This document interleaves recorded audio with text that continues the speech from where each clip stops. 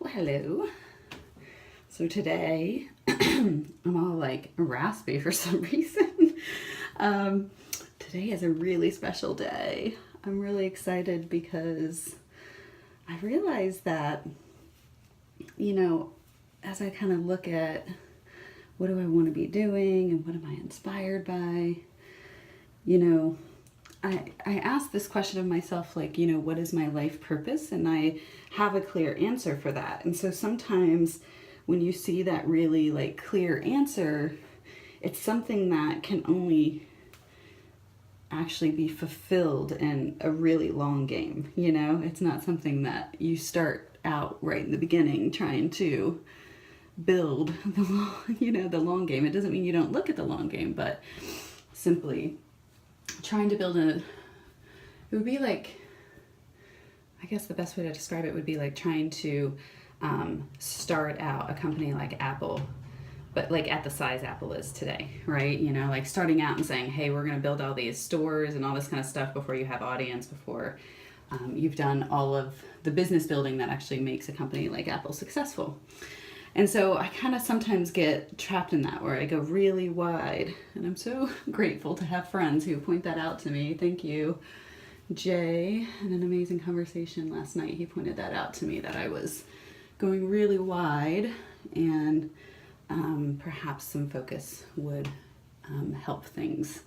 And so today, this morning, I did my meditation, and today I selected the Vishen Lakhiani 6-phase guided meditation. It's one of my favorites. I'll add it in the comment here so you can check it out if you want. So I did that meditation, and one of the things that it goes over is looking at 3 years from now. Like, what do you want your life to be like 3 years from now? And I was like, oh, what a genius way to actually just look at what I'm interested in and what I'm doing. I can see the long game. I can see what I'm most inspired, that I can hold on to forever. But part of it is what am I most inspired around now? What is something that I could see myself being totally inspired about doing for the next 3 years? And I have an answer. So that was really exciting, because it was like, oh my gosh, this is so awesome. I am going to have so much fun with this. And I could totally, I'm so inspired that, when I look at something and saying, I'm just looking at something in terms of, is it interesting enough for me to consider doing it for 3 years? So it's not something that is, I don't know if I want to be doing it for 3 years. I haven't spent enough time with it for that, to know that. Then, it's probably either something too small or something that hasn't fully formed. And not thinking beyond 3 years allows me to really look at something that is part of the building towards the long view versus becoming overwhelmed in magnitude and things like that. And so what came out was, yesterday I posted the mirror conversation, and I said that I was hacking the human experience. And my good friend Patty, I love her so much, love and light sister, she said, oh, I love that. And when she said that, I was like, I love that too. I really do. When I think about, hacking the human experience, it defines everything I've been doing over the last 2 years. I've run significant levels of experiments on myself, beyond what I believe most people would submit themselves to. I know very few people who have submitted themselves to the kind of questioning and self-analysis that I have. And so formalizing that, doing something to say, okay, I'm going to get serious about this, and I want my efforts towards these experiments that I run to actually have tangible results that I can then look back on. I've done a lot of stuff where, there's a ton of content actually that has never been published that I've created over the last 2.5 years. And, you know, I create content all the time. I don't create it for the sake of being published. Most of the time it's for myself. I really find reviewing the tapes, as I like to call it, kind of like in football, you know, they review the tapes. I do that with myself. I review these videos and say, what was I learning there? What couldn't I see from that viewpoint? And sometimes you can see that day. Sometimes you can see it a month from now. Sometimes you can see it a year. And so it's this amazing reflection point to be able to go back and say, wow, look at how far I've come. Look at how much I've grown as a human since then. And so I enjoy that. But I also am inspired to get more scientific, to actually, you know, I have this scientific mind. I was born with it. It's the way I've kind of approached the world, is to ask really good questions. But what I haven't done for myself, though I've done in my career, is I haven't gotten scientific about my results. I haven't tracked them in a way that they're repeatable. I haven't, or even to test for repeatability. And I haven't necessarily looked at any kind of like data patterns specifically. You know, I haven't been collecting data. I've been collecting more anecdotal data, I'll say. I forget what they call that kind of science that like Brene Brown does, where it's like interview based and qualitative and quantitative. My brain doesn't want to connect the two right now, but I'll figure it out, I promise. Anyway, I haven't really been truly scientific about my results. So what I love about this is that I'm not coming in saying I'm some expert, because I'm not, but I am a layman, and I want to set up experiments for myself that anyone could run, and they could repeat for themselves, and they can see if they have similar results. And in doing it for myself and keeping track of it for myself, I also provide myself with this amazing reflection point of what truly is working for me. And so hacking the human experience and having data behind it to say, hey, this is what I tested and this is what really works for me, is incredible feedback for myself.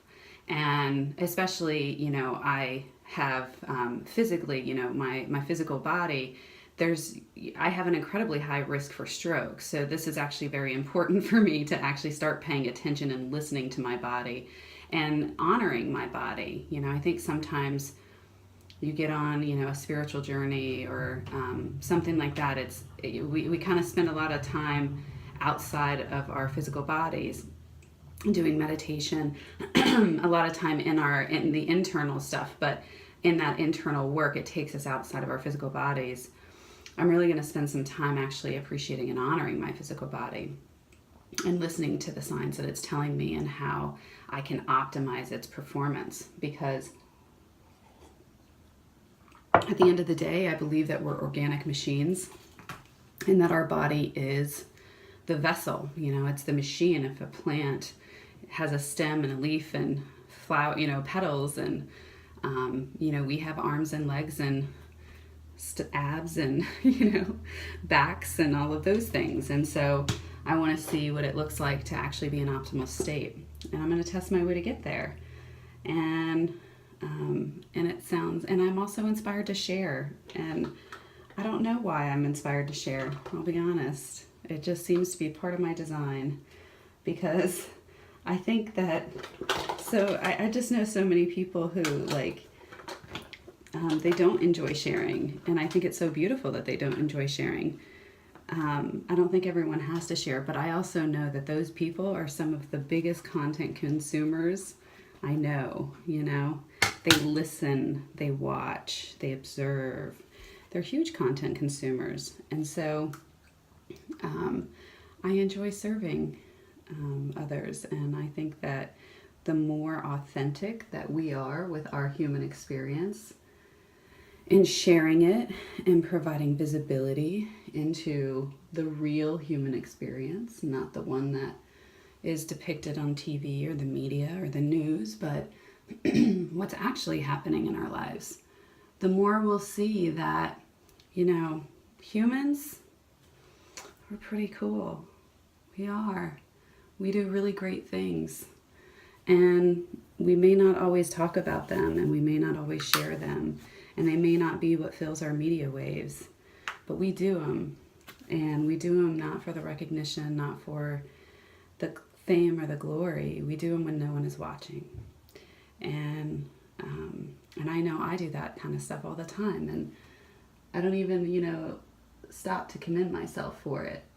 So another thing that this helps me do is to have a reflection point, to go back and remember all of the amazing things that I've done, because I've done lots of amazing things, and we all have. And sometimes we forget. And so how awesome is it to be able to go and say, hey, I want to go back to the day when I realized I wanted to spend 3 years hacking the human experience. And I'm going to do it in a very specific way, because one of the questions that I have been actively asking myself is, am I a superhero? And my reason for asking it is not because I necessarily want to be a superhero, or I think there was probably a time where I really wanted to be a superhero, and that probably started the inquiry, where it was like, I would love to be a superhero. I mean, because who wouldn't? I mean, superheroes are like the best part of the story. They're the ones that help others, that are selfless. They save the day. They think beyond themselves. They respond for the greater good. So who wouldn't want to be a superhero? But that wasn't really what started it for me. What started it actually was I started finding what could only be described as superhuman abilities. At least that's what I would describe them as.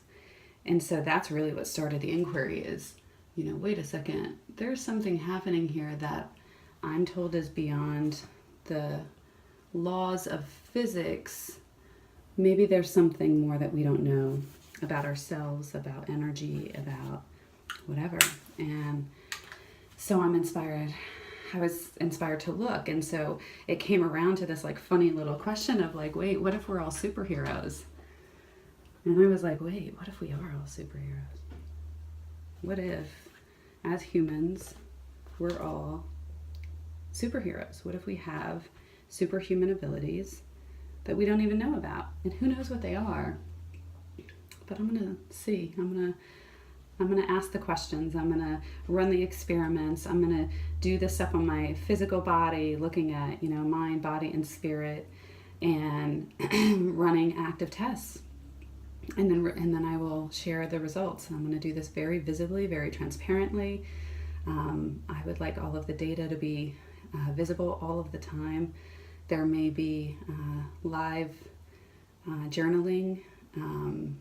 There may be many pieces, but ultimately the thing that I'm going to be focused on for the next 3 years is hacking the human experience.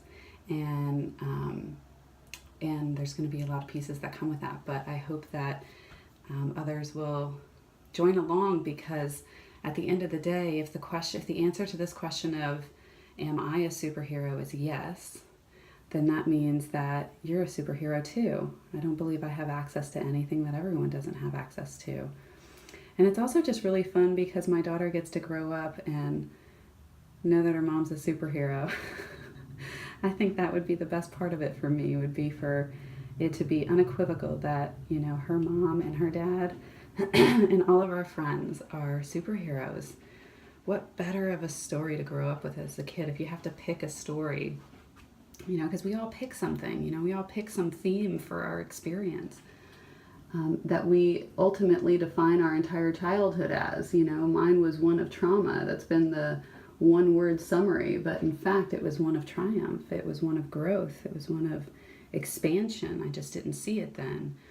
But if someone had told me that I was a superhero and that going through all of those things that were required in order for me to get to where I am now, to learn all the things that I've learned, man, it would have, been really fun. I would have enjoyed it. I would have looked at things like challenges as things like opportunities. I would have, looked at any time where it felt like I was being torn down and that there were villains, I would have known that the superhero has to have villains. That's part of the story.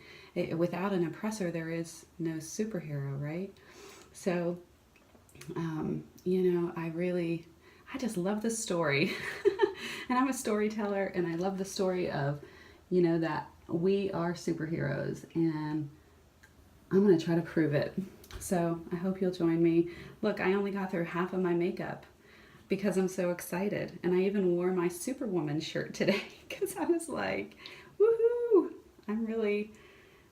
I finally feel like this is something that I'm really inspired to do for a while. And so that feels really good.